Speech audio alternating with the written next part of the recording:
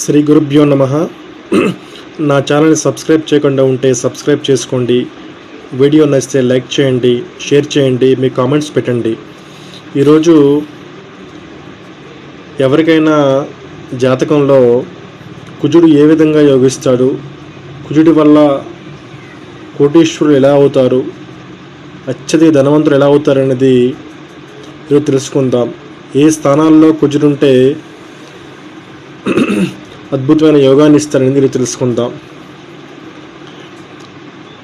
కుజుడు ఏంటంటే మనకి భూములకు, ఆస్తులకు కారకం అన్నమాట. ఇప్పుడు కుజుడు మనకి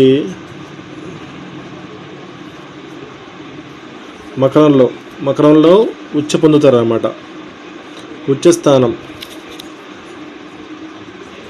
మకరము అంటే మకరంలో ఉచ్చ పొందుతారు కాబట్టి 1, 2, 3, 4, 5 మళ్ళీ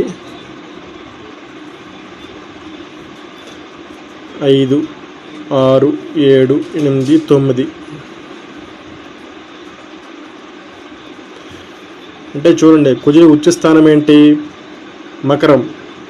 మకరంలో 28 డిగ్రీస్లో కుజుడు ఉచ్చ స్థితిని పొందుతాడనమాట.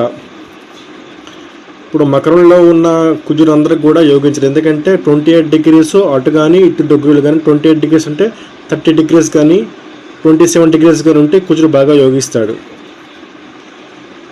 ఇప్పుడు ఇక్కడ నుంచి దీన్ని ఉచ్చ త్రికోణం అంటారన్నమాట. అంటే ఇక్కడ నుంచి త్రికోణ స్థానాలు, అంటే ఉచ్చ స్థానం నుంచి త్రికోణ స్థానం ఏంటి? 1, 2, 3, 4, 5 వృషభం, మళ్ళీ ఇక్కడ నుంచి 5, 6, 7, 8, 9 మళ్ళీ కన్య. ఈ స్థానాల్లో కుజుడు ఉండాలి.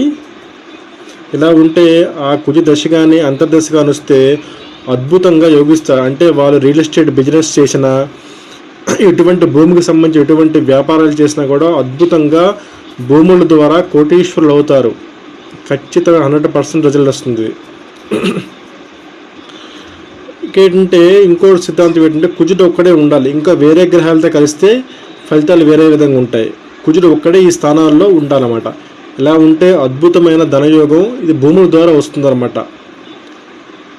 రియల్ ఎస్టేట్ వ్యాపారం చేసుకోవచ్చు, అద్భుతంగా యోగిస్తాడు. కానీ ఆ దశ అంతదశలు రావాలన్నమాట.